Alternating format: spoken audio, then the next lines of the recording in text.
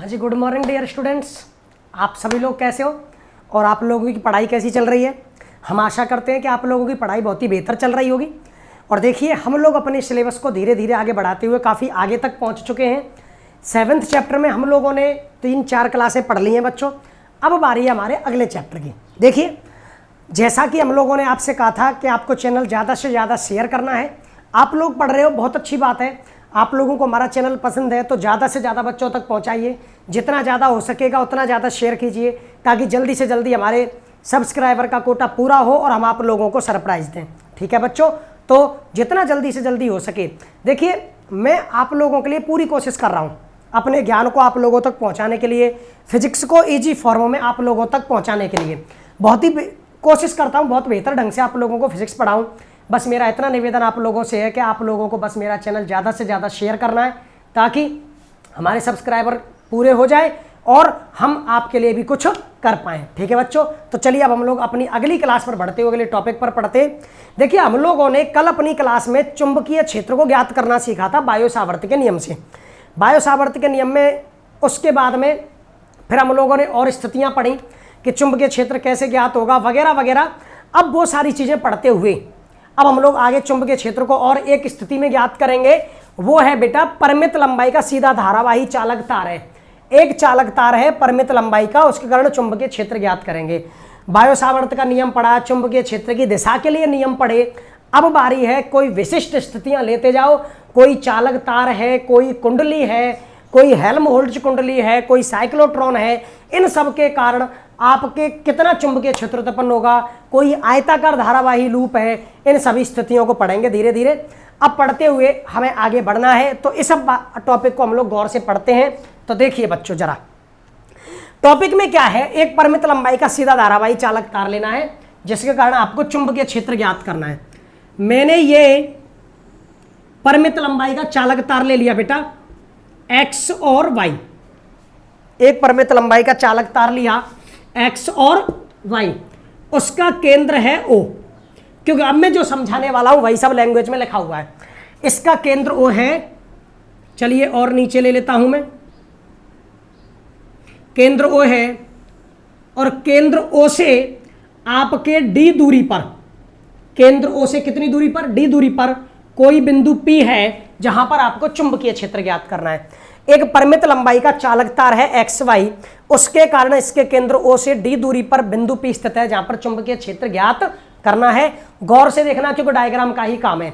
जिस टॉपिक में डायग्राम होता है बच्चों, उस टॉपिक का पूरा मैटर डायग्राम में ही समाहित होता है, इसलिए डायग्राम को हमेशा गौर से समझा करो, टॉपिक अपने आप समझ में आ जाएगा। अब आपको पता है पूरे चालक तार के कारण बिंदु P पर चुंबकीय क्षेत्र में ज्ञात कर नहीं सकता। इस चालक तार में धारा I प्रवाहित हो रही है बच्चों ऊपर की ओर। कहां की ओर? ऊपर की ओर। ये बात भी लिख देता हूं, चालक तार में ऊपर की ओर, चालक तार में ऊपर की ओर प्रवाहित धारा I है। क्या है बच्चों? प्रवाहित धारा I है। अब देखिए, जब धारा प्रवाहित हो रही है तो इसकी वजह से चुंबकीय क्षेत्र उत्पन्न होगा, और इस नियम को लगाएंगे तो चुंबकीय क्षेत्र ऐसे प्रवेश करेगा उंगलियों की दिशा में, आपके सीधी धाराओं के लिए दक्षिण हस्त नियम से। तो आपके इस दक्षिण हस्त नियम से जब धारा ऊपर की ओर बह रही है, अंगूठा धारा की दिशा में है, तो आपके मुड़ी हुई उंगलियों की दिशा में चुंबकीय क्षेत्र, तो चुंबकीय क्षेत्र ऐसे होगा और ऐसे होगा, तो बिंदु P पर प्रवेश करेगा। बिंदु P पर क्या करेगा? प्रवेश।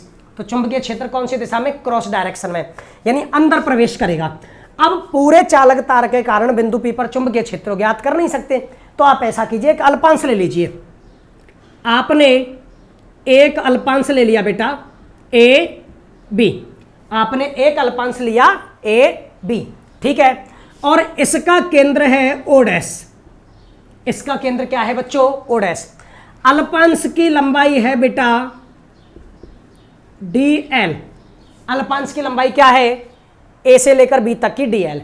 आपके इस अल्पांश के केंद्र ओ से बिंदु P की दूरी है बेटा आर। आपको डायग्राम क्लियर दिख रहा है? थोड़ा सा इसमें ये अंक ज़्यादा हैं, आपके ABCD को ज़्यादा ही आ जाती हैं, तो इसलिए गौर से देखना। एक चालक तार है एक्स वाई, इसमें धारा I प्रवाहित हो रही है। इसके केंद्र O से D दूरी पर कोई बिंदु P है जहां पर चुंबकीय क्षेत्र हमें ज्ञात करना है। आपके इसके लिए मैंने एक अल्पांश लिया ए बी डी एल लंबाई का, उसके केंद्र ओ डैश से बिंदु पी की दूरी आर है, क्लियर। और ओ से ओ डैश के बीच की दूरी है बेटा एल, ओ से ओ डैश के बीच की दूरी क्या है बेटा एल, क्लियर। आपके तार के सिरों के साथ बिंदु पी पर बने हुए कोण, तार के सिरों के साथ बिंदु पी पर बने हुए कोण हैं बेटा आपके कौन कौन से, ये है बेटा फाई 1 और ये है फाई 2, यहां से यहां तक ऊपर तक, और ये है यहां से यहां तक, क्लियर। अब तार के सिरों के द्वारा बिंदु पी पर बनने वाले कोण हैं फाई 1 और फाई 2, ठीक है। तथा तार पर, इस तार पर जो और कोण बन रहे हैं वो है बेटा ये कोण बन रहा है बिंदु पी के द्वारा तार के सिरे पर थीटा 1, और देखिए मैंने इसको आगे बढ़ाया क्योंकि मुझे यहां पर कोण बनाना है, तो ये बनेगा कोण थीटा 2, और मान लिया ये कोण है थीटा, ये कोण है थीटा। अच्छा, एक बात याद रखना कि ये जो कोण लेने वाले हो वो एक ही डायरेक्शन में लीजिए, या तो इधर से लेना शुरू कीजिए, तो थीटा 1 फिर थीटा और फिर थीटा 2, नीचे नहीं लोगे, ऊपर की ओर, ठीक है। अगर ऊपर से लेते हो तो यहाँ पर थीटा जैसे 1, तो यहाँ पर थीटा, फिर यहाँ पर थीटा 2, तो मैंने ऐसे ले लिए, और माना ये अंदर वाला कोण है अल्फा, अंदर वाला कोण क्या है अल्फा, वह आपके बिंदु ओ डैश पर बना आंतरिक कोण अल्फा है, बिंदु ओ डैश पर बना हुआ आंतरिक कोण अल्फा है। डेरिवेशन शुरू करूं उससे पहले एक बार फिर डायग्राम समझ लीजिए। एक चालक तार है परिमित लंबाई का एक्स वाई, उसके केंद्र ओ से बिंदु पी की दूरी डी है, जहां पर हमें चुंबकीय क्षेत्र ज्ञात करना है। उसके लिए मैंने एक अल्पांश लिया डी एल लंबाई का ए बी, उसके केंद्र ओ डैश से बिंदु पी की दूरी आर, ठीक है। ओ और ओ डैश के बीच की दूरी एल, क्लियर बेटा, ये रही ओ से और ओ डैश के बीच की दूरी एल। आपके तार के सिरों के द्वारा बिंदु पी पर बने कोण फाई 1 और फाई 2 हैं, तथा इन तार के सिरों पर बने कोण थीटा 1 थीटा 2, यहाँ पर थीटा बन रहा है इस केंद्र ओ डैश पर, अल्पांश के केंद्र पर, और ये आंतरिक कोण है अल्फा, ठीक है बेटा। तो अब डेरिवेशन शुरू करते हैं बेटा, ये डायग्राम अच्छी तरह समझ लिया आप लोगों ने। अब आगे बढ़ते हैं, तो आपके अल्पांश के कारण बिंदु पी पर उत्पन्न चुंबकीय क्षेत्र। अब डायग्राम आपने बहुत अच्छी तरह समझ चुके हो, तो अब हम लोग डेरिवेशन शुरू कर सकते हैं। अब इस अब टोटल तार के कारण बिंदु पी पर चुंबकीय क्षेत्र ज्ञात करोगे, तो उससे पहले आप इस अल्पांश के कारण चुंबकीय क्षेत्र ज्ञात करो। तो अल्पांश के कारण चुंबकीय क्षेत्र को किस नियम से, आपके बायो सावर्त नियम से, क्योंकि उसी में तो बताया था ऐसा नियम मैंने, बायो सावर्त के नियम से अल्पांश के कारण चुंबकीय क्षेत्र भी अल्प होगा, डी बी बराबर फॉर्मूला होगा mu naught upon 4 pi I D L sine theta upon are square, I D L sine theta upon are square, क्योंकि अल्पांश की लंबाई है डी एल और अल्पांश के केंद्र से बिंदु पी की दूरी क्या है बच्चों आर, कोण कितना बन रहा है थीटा, क्लियर, और नियतांक है म्यू नॉट अपॉन 4 पाई। यहां तक क्लियर है। अब मेरी बात गौर से सुनिए, डेरिवेशन थोड़ा सा लंबा है, इसलिए आपको इसे गौर से समझते हुए आगे बढ़ना है।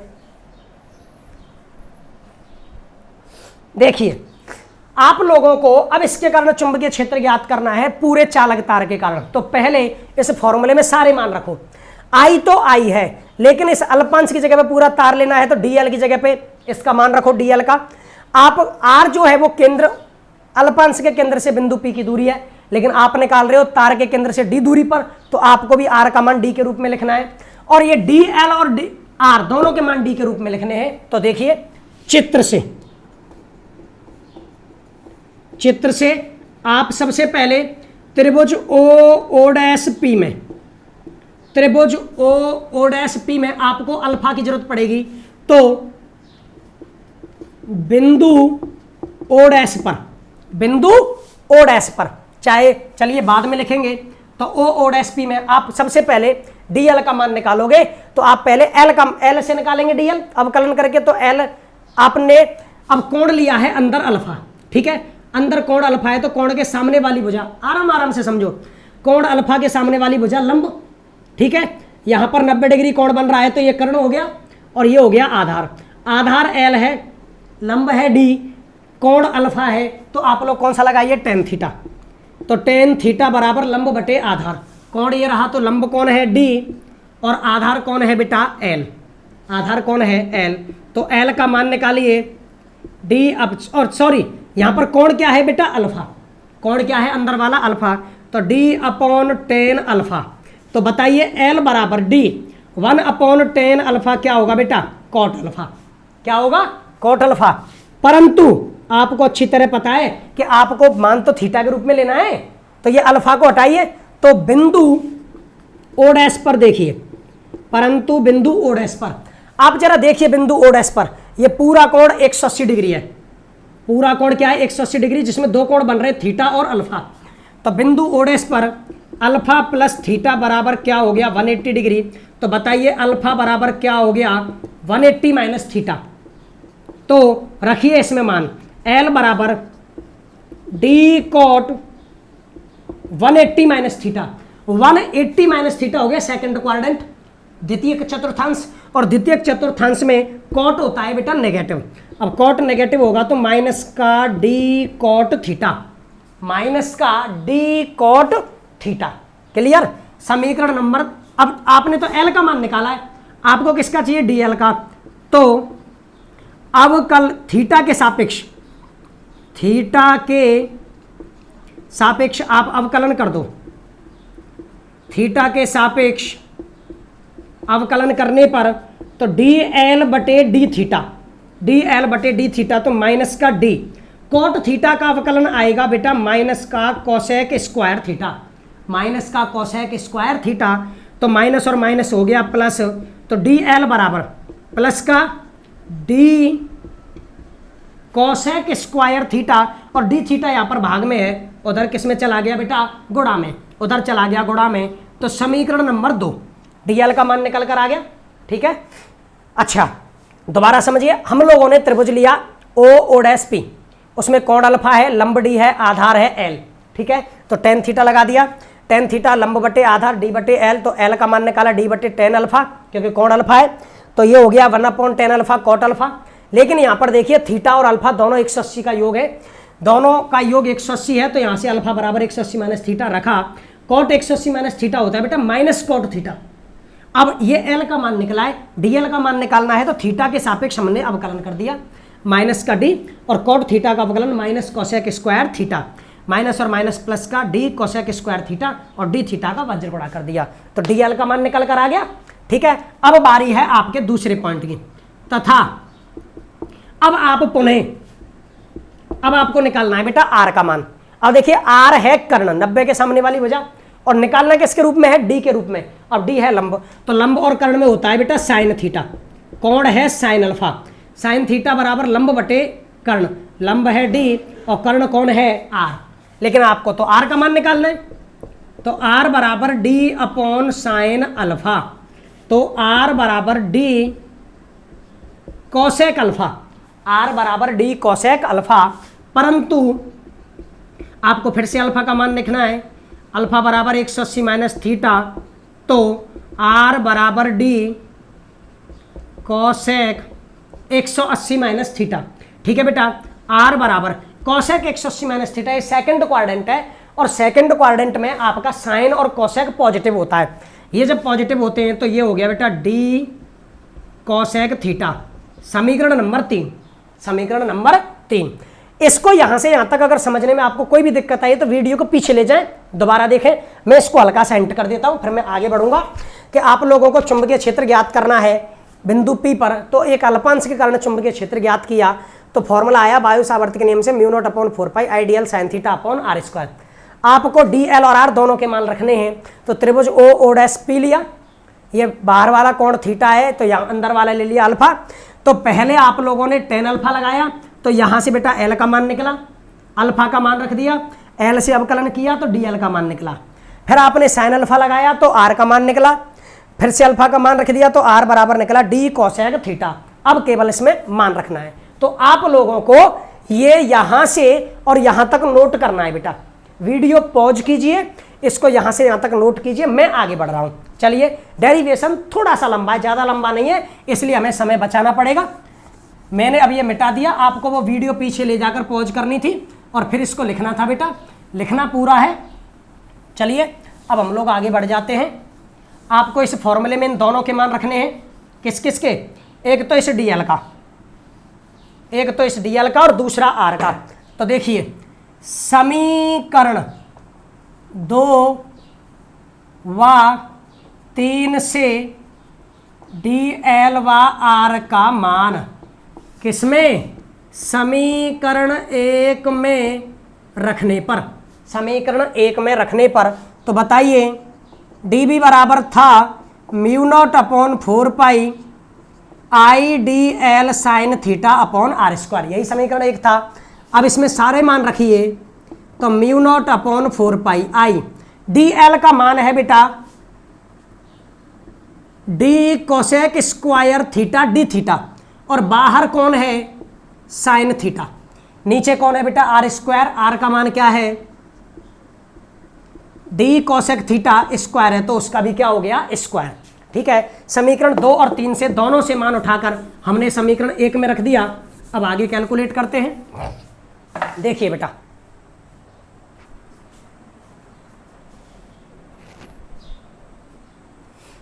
मान रखिए और कैलकुलेट कीजिए। म्यू नॉट अपॉन 4 पाई बेटा I D cosec square theta बटे नीचे भी क्या हो जाएगा, D square cosec square theta, d theta बचा और साइन थीटा, मैंने इसको अलग से लिख दिया sign theta d theta. Cosec square theta से कोसेक स्क्वायर थीटा कट गया, एक डी से एक डी कट गया, तो फिर बेटा बचा क्या, डी बी बराबर म्यू नॉट अपॉन 4 पाई आई, ठीक है, डी कट गया, कोसेक स्क्वायर थीटा कट गया, तो या फिर इसको ऐसे लिख देता हूँ, mu naught I upon 4 pi D, mu naught I upon 4 pi D, और क्या बच गया बेटा, sign theta d theta, sine theta d theta. यह आप लोगों ने क्या किया था, समीकरण 2 और 3 से मान उठाकर समीकरण 1 में रखा, dl का मान और r का मान। dl का मान d cosec square theta d theta और r का मान d कोसेक थीटा, उसका स्क्वायर हो गया। कोसेक स्क्वायर थीटा से कोसेक स्क्वायर थीटा कट गया, d से d कट गया, तो म्यू नॉट आई बटे 4 पाई डी और साइन थीटा डी थीटा।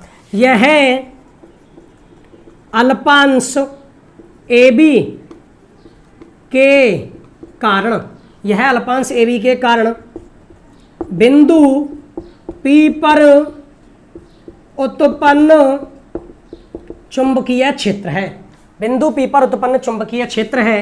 तो आपके संपूर्ण चालक XY, संपूर्ण चालक XY के कारण उत्पन्न चुंबकीय क्षेत्र, संपूर्ण चालक XY के कारण कितना चुंबकीय क्षेत्र होगा, तो बेटा आपको पता है। ऐसे कितने अल्पांश होंगे पूरे चालक तार में, हमें नहीं पता, तो आप लोग B निकालने के लिए बोलो, dB का क्या करोगे, समाकलन। dB का मान है बेटा mu naught I upon 4 pi d sine theta d theta. लेकिन आप एक बात बताइए, यहाँ पर कोण है थीटा, समाकलन हो रहा है थीटा के सापेक्ष, लेकिन ये जो कोण थीटा बन रहा है इसके जैसे लिमिट कहाँ से कहाँ तक है, तार है x से लेकर y तक, तो थीटा जैसे कोणों की लिमिट हो गई थीटा 1 से थीटा 2 तक, थीटा 1 से थीटा 2 तक, क्योंकि कोण थीटा जैसे x से लेकर y तक कोणों की लिमिट हो गई थीटा 1 से थीटा 2 तक। तो लिमिट लगा दी बेटा थीटा 1 से थीटा 2। ओके, तो आप लोग इसको कैलकुलेट करोगे तो देखिए mu naught I upon 4 pi D तो आ गया बाहर, समाकलन में कौन बच गया बेटा, साइन थीटा डी थीटा, और लिमिट कहाँ से कहाँ तक, थीटा 1 से थीटा 2 तक। तो अब आप लोग कैलकुलेट करोगे बेटा, b बराबर mu naught I upon 4 pi d, sine theta का समाकलन होगा बेटा माइनस कॉस थीटा, और माइनस कॉस थीटा में लिमिट थीटा 1 से थीटा 2, तो लिमिट लगाइए बेटा mu naught I upon 4 pi D, limit लगाओगे तो पहले लिमिट लगाओगे थीटा 2, तो फिर बेटा माइनस का कॉस थीटा 2, एक लिमिट का माइनस आएगा और एक ये माइनस है, तो दोनों माइनस से हो गए प्लस, और फिर में कॉस थीटा की जगह पर क्या आ जाएगा बेटा थीटा 1। तो b बराबर mu naught I upon 4πd और ब्रैकेट में क्या बच गया बेटा कॉस थीटा 1 प्लस का है और थीटा 2 माइनस का है cos theta 1 minus cos theta 2। ये चुंबकीय क्षेत्र निकला इस चालक तार परिमित लंबाई के चालक तार के कारण बिंदु P पर। लेकिन अभी भी बात पूरी नहीं हुई बेटा, ये बिंदु P के द्वारा चालक तार पर बने हुए कोण है थीटा 1 और थीटा 2, लेकिन इस चालक तार के द्वारा बिंदु P पर बने कोण है फाई 1 से फाई 2। हमें चुंबकीय क्षेत्र ज्ञात करना है बिंदु P पर, तो कोण भी कौन से आने चाहिए बिंदु P वाले, यानी फाई 1 और फाई 2 आए कौन से हैं थीटा 1 और थीटा 2। तो अब हमारा काम है दो लाइन में थीटा 1 और थीटा 2 की जगह पे फाई 1 और फाई 2 लाना, फिर हमारा डेरिवेशन कंप्लीट हो जाएगा। तो फिर से तुरंत आप लोगों को इसको यहां से और यहां तक नोट करना है, जल्दी से नोट कीजिए, फिर हम आगे बढ़ते हैं। चलिए वीडियो पॉज करके नोट करना है, अब हम आगे बढ़ जाते हैं।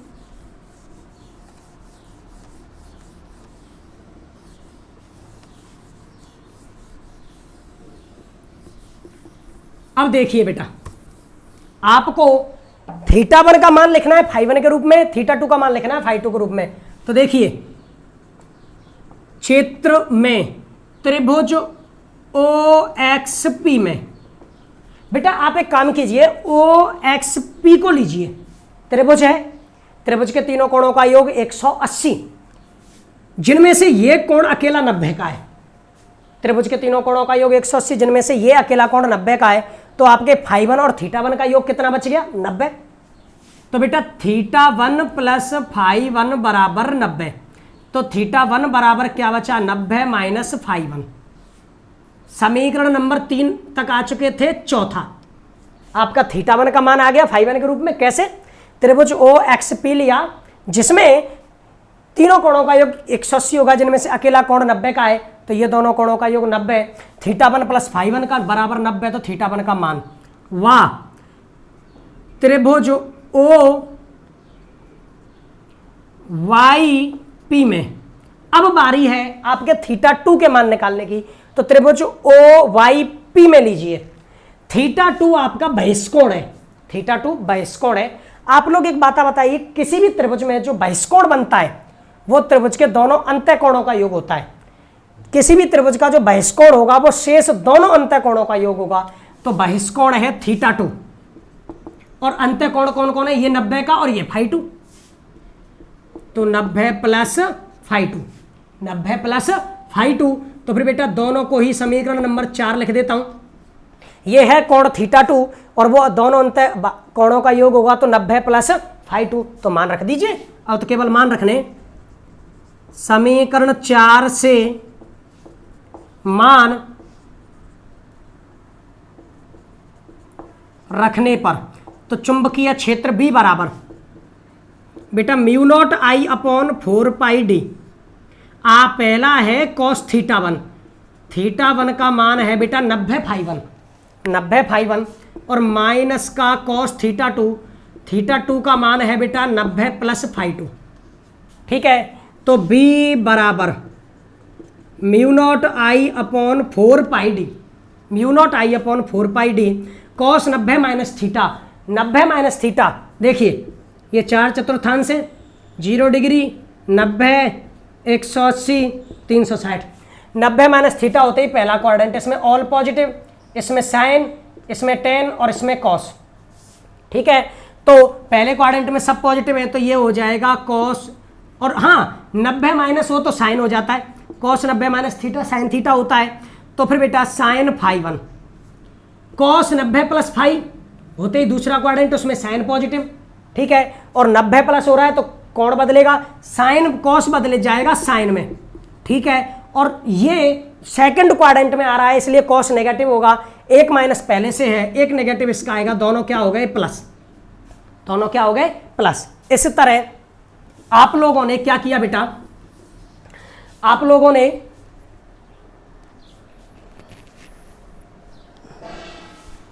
देखिए चित्र से इस त्रिभुज से थीटा 1 और फाई 1 का मान 90, तो थीटा 1 का मान 90 माइनस फाई 1, इसमें थीटा 2 बहिष्कोण है तो वो 90 प्लस फाई 2 होगा, उससे थीटा 2 का मान लिखा, दोनों लिखे, cos 90 minus theta sine theta होता है, cos 90 plus theta minus sine theta होता है, तो माइनस और minus plus sine phi two. तो अतः अब आपका परिणामी चुंबकीय क्षेत्र का फॉर्मूला निकल आया। अतः परिमित लंबाई, अतः परिमित लंबाई के चालक तार के कारण उत्पन्न चुंबकीय क्षेत्र। तो बेटा B बराबर क्या निकल कर आया, mu naught I upon 4πd sine phi 1 plus sine phi 2। ये परिणामी चुंबकीय क्षेत्र निकला। क्लियर है बच्चों? आपके परिमित लंबाई के चालक तार के कारण इस बिंदु पर चुंबकीय क्षेत्र कितना निकला, sine phi 1 plus sine phi 2। अब इसमें पहला केस, यदि चालक तार अनंत लंबाई का हो। अब बेटा ऐसा तो कर नहीं सकते, टॉपिक को अधूरा छोड़ दे, तो टॉपिक तो पूरा कराना पड़ेगा। ज़्यादा नहीं, मुश्किल से 5-7 मिनट का टॉपिक बचा हुआ, पूरा करते हैं। यदि चालक तार अनंत लंबाई का हो तो, अगर बेटा ये चालक तार हुआ अनंत लंबाई का, देखिए आपका ये चालक तार है इतनी लंबाई का, तो बिंदु पी पर बनने वाले कोण ऐसे बनेंगे बेटा, इतने। लंबाई को और बढ़ाया तो देखिए कोण और बढ़ गए, लंबाई को और बढ़ाया तो देखिए कोण और बढ़ गए। जैसे जैसे चालक तार की लंबाई बढ़ रही है, ये जो कोण बन रहे हैं फाई 1 और फाई 2, फाई 1 और फाई 2 वो बढ़ते जा रहे हैं। और अधिकतम स्थिति में क्या होंगे, अधिकतम स्थिति में ये 90 हो सकते हैं। अधिकतम स्थिति में कितने हो सकते हैं, 90 डिग्री। यदि चालक तार अनंत लंबाई का हो तो बेटा याद रखना फाई 1 और फाई 2 दोनों कितने डिग्री के पॉसिबल है, 90 डिग्री के। ये जो पॉइंट है चालक तार अनंत लंबाई का हो, आगे जाकर हम इसी को एक डेरिवेशन के रूप में अलग से पढ़ेंगे। अनंत लंबाई के सीधे धारावाही चालक तार के कारण चुंबकीय क्षेत्र, एम्पियर के परपथीय नियम में भी पढ़ेंगे और इसी में भी आगे जाकर पढ़ेंगे। इसलिए यहां पर यह केस के रूप में, आगे पूरे टॉपिक के रूप में। तो अगर चालक तार बेटा अनंत लंबाई का है तो चालक तार के द्वारा बिंदु पी पर बने हुए कोण बेटा अधिकतम 90 डिग्री के हो सकते हैं। तो चुंबकीय क्षेत्र कितना होगा, mu naught I upon 4πd बेटा साइन 90 प्लस साइन 90। तो बेटा B बराबर mu naught I upon 4πd, sign 90 का मान 1 और साइन 90 का मान 1, तो mu naught I upon 4πd into 2 से 2 बार कट गया। तो बोलिए परिणामी चुंबकीय क्षेत्र का फॉर्मूला क्या निकला, mu naught I upon 2πd। इस फॉर्मूले को याद रखना कि जो चुंबकीय क्षेत्र का फॉर्मूला निकला म्यू नॉट आई बटे 2πd, आपके अनंत लंबाई के चालक तार के कारण बिंदु पी पर जो बने हुए कोण होंगे वो दोनों 90 डिग्री होंगे उसके सिरों के द्वारा। तो उसके कारण जो चुंबकीय क्षेत्र उत्पन्न होगा B बराबर mu naught I upon 2πd। ये फॉर्मूला बहुत इंपॉर्टेंट है, mu naught I upon 2πd, mu naught I upon 2πd, mu naught I upon 2πd, mu naught I upon 2πd। ये फॉर्मूला बहुत इंपॉर्टेंट है, ज़्यादातर न्यूमेरिकल इसी पर मिलेंगे और ये एक बेसिक टॉपिक फॉर्मूला बन जाता है अपने इस चैप्टर का। तो अनंत लंबाई के चालक तार के कारण उत्पन्न चुंबकीय क्षेत्र mu naught I upon 2πd। ठीक है, अगला, यदि किसी चालक तार के लिए, यदि ऐसे कह दूं, किसी चालक तार के लिए बिंदु P समद्य भाजक पर स्थित हो। समद्य भाजक पर स्थित होने का मतलब क्या, बिल्कुल केंद्र से जाने वाले बिंदु पर ही स्थित हो, केंद्र से जाने वाली एक रेखा पर ही स्थित हो। तो बेटा दोनों सिरों के साथ बने हुए कोण बिल्कुल बराबर होंगे, दोनों सिरों के साथ बने हुए कोण बराबर होंगे।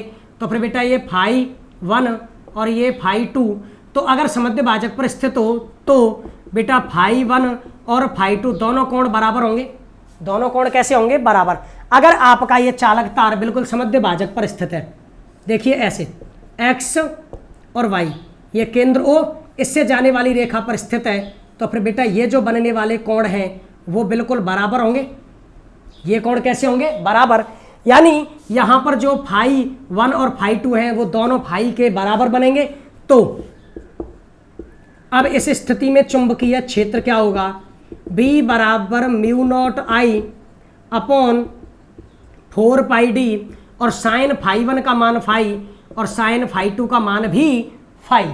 ठीक है बेटा, तो फिर आपका b बराबर mu naught I upon 4πd और ये हो गया 2 साइन फाई, 2 से 2 बार कट गया तो चुंबकीय क्षेत्र कितना आया बेटा, mu naught I upon 2πd और साथ में साइन फाई, साथ में साइन फाई। क्लियर है? यहां से ये भी निकाल सकते हो, कोण यहां भी बराबर है, कोण 90 डिग्री है तो यहाँ पे 90 डिग्री रख देते तो एक हो जाता, फिर से mu naught I upon 2πd formula निकलता।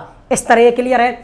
आपको इस चैप्टर की ये वीडियो बेटा कम से कम 2 बार देखनी है, बहुत ही इंपॉर्टेंट टॉपिक है इस साल के लिए। ये आपका मोस्ट है, आपका इंपॉर्टेंट मोस्ट टॉपिक है। ये टॉपिक आपके लिए बहुत अच्छा है इस चैप्टर साल के लिए, आपको इसको ढंग से पढ़ना है। तो बस मेरी एक बात माननी है, मेरे इस चैप्टर की इस टॉपिक की वीडियो को 2 बार देखना है, बिल्कुल अपने आप क्लियर हो जाएगा। Is that clear? तो यहां तक हम लोगों ने एक परिमित लंबाई के सीधे धारावाही चालक तार के कारण चुंबकीय क्षेत्र निकाल लिया है। ठीक है बच्चों, अब देखते हैं, अब रही बात इसके न्यूमेरिकल्स की। ठीक है बेटा, तो देखिए इसमें 1-2 न्यूमेरिकल भी दे रखे हैं। अच्छा, इसके जो न्यूमेरिकल है मैं चाहता हूं अभी मैं कोई भी न्यूमेरिकल नहीं कराऊं। क्यों? क्योंकि इस चैप्टर की कहानी ये है कि इसमें क्या है, बहुत ही टॉपिकों के एक जैसे फॉर्मूले आते हैं, बहुत ज़्यादा, जैसे 3-4 टॉपिकों के फॉर्मूला यही निकल के आएगा, mu naught I upon 2πd। तो मैं ये चाहता हूं कभी 2-4 टॉपिक और करा लें, जब एक जैसे सिमिलर टॉपिक आना शुरू हो जाएगा तो फिर हम न्यूमेरिकल कराना शुरू कर देंगे और वहां पर आपको कंपैरिजन भी कराते जाएंगे। ये भी पता चल जाएगा आपको कि यार ये न्यूमेरिकल आ रहा है तो इसमें कौन से टॉपिक का फॉर्मूला लग रहा है, जबकि फॉर्मूला एक ही है। तो वो अगर आपको कंफ्यूज भी करेगा तो भी नहीं कर पाएगा। अब न्यूमेरिकल कराऊं फिर बाद में कराऊं तो तब टाइम डबल वेस्ट होगा और काम उतना ही निकल पाएगा। तो मैं ये चाहता हूं कि मैं न्यूमेरिकल आप लोगों को तभी कराऊं जब आपके टॉपिक 1-2 और हो जाएं, जब ये सिमिलर फॉर्मूले आना शुरू हो जाएंगे तब मैं आपको कंपैरिजन से न्यूमेरिकल कराऊंगा। तो आज आप लोगों के लिए हम इतना निवेदन करेंगे बच्चों कि आज आप इस चैप्टर को टॉपिक को कम से कम 2 बार पढ़ें, इस टॉपिक की वीडियो को 2 बार देखें, ढंग से पढ़ें और ढंग से मेहनत करें और हमारे चैनल को ज़्यादा से ज़्यादा शेयर करें। ठीक है बच्चों, धन्यवाद।